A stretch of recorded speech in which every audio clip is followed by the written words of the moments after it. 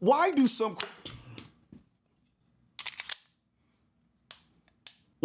criminals act like you holding a gun is just a suggestion, like they're in a video game with extra lives? Because what you're about to hear is one of the wildest real-life examples of someone charging a gun. A decision so stupid, so reckless, it cost them everything. Watch this. Tonight, we're hearing from a man who says that he was forced to fire after deputies say 4 people tried to get into his home. One of those suspects died. Gunshots, followed by yelling. That's what I said. That's not a firecracker, that's a gunshot. You got gunshots and yelling and 4 people on your property. Your family's inside. Already, this is a moment where every second matters and every decision you make decides who lives and who doesn't. Now, listen how fast it escalates. Home surveillance video capturing the sounds of a Richmond Heights neighborhood Saturday night.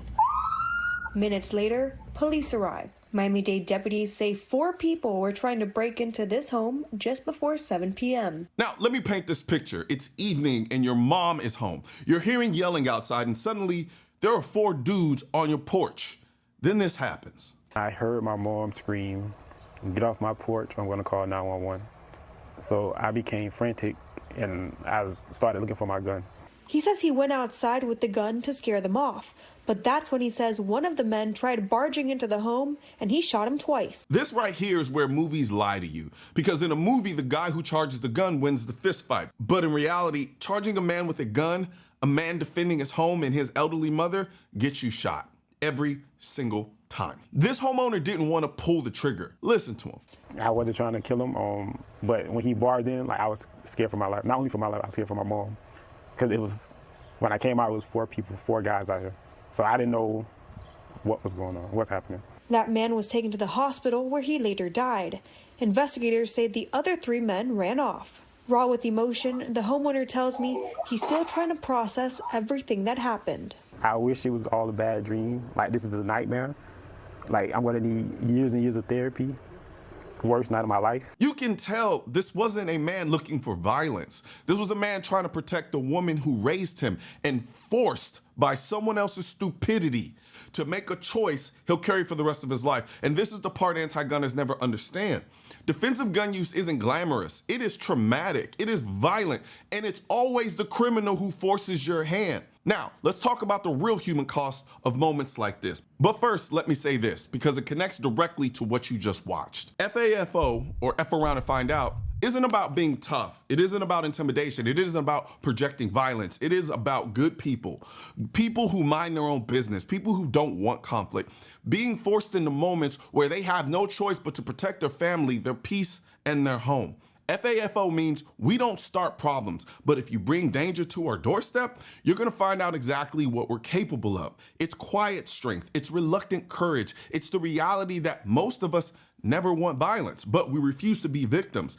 And that's why the FAFO collection exists, to represent that message, that mindset, that responsibility. We've got FAFO hats, shirts, hoodies, drinkware, all built around that same principle. We live peacefully until someone forces us not to. I'm gonna put a link in the description section of this video so you can check out the FAFO line. And we also have a bunch of other products there as well. And also my favorite wireless Bluetooth in-ear hearing protection. These right here are my absolute favorite because they're like AirPods, but for shooters, because they actually protect your hearing, but you can listen to music, you can take phone calls, has active noise blocking, enhanced hearing, all of that good jazz. So click the link in the description section and check them out. All right, now let's talk about the parts of this shooting that most people never think about until the moment they're staring down a nightmare of their own. There's something I just never understood about criminals. Why do they act like a gun pointed at them is some kind of a bluff all the time? Like they can just rush you, overpower you, and somehow come out on top.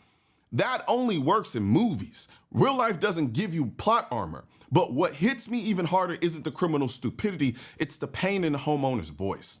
This man didn't want to kill anybody. He wasn't fantasizing about being a hero. He wasn't looking for a confrontation. He was trying to protect his mother. And here's something I've learned watching countless defensive gun use cases. There are a lot of people who might hesitate to kill for themselves, but they will not hesitate when it comes to the people they love.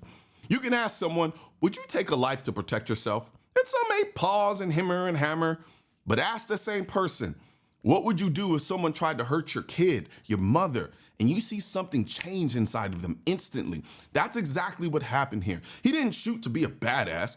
He shot because the alternative was watching his mother get attacked. And this is where the human side of self-defense kicks in. Even when you're justified, even when you did exactly what the law allows, you still have to live with it. He said it himself, it's a nightmare. I wish it didn't happen. I'm gonna need years of therapy. And he's not entirely wrong.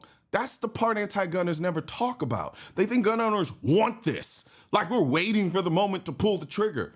No, most of us pray that day never comes. But if it does come, if it's a choice between the person you love dying or the criminal dying, it's not a choice at all. The price of therapy is still cheaper than the price of burying your mother. And here's the cruel part. Criminals force good people into these moments. Criminals create these nightmares. Criminals put blood on the hands of people who never wanted violence. The homeowner didn't choose this, the intruder did. And that's why defensive gun use matters. Not because we want violence, but because we want the ability to stop violence when it shows up uninvited. This man didn't want to take a life, but he wanted even less to lose the person he loved. And that's the reality of self-defense. Good people don't want to shoot, but good people do want to live, and they want their families to live. And when someone forces you to choose, you choose survival every single time. One thing's for certain and two things are for sure. Politicians and tech giants don't want gun content to be recommended to you. And we're all fighting this culture war together. Now you can help do your part by liking, commenting, subscribing to the channel, but most importantly, sharing this video with at least one person. Together we can stop the suppression of our 2A rights. And don't forget to click the link in the description section of this video for the products that I mentioned in this video.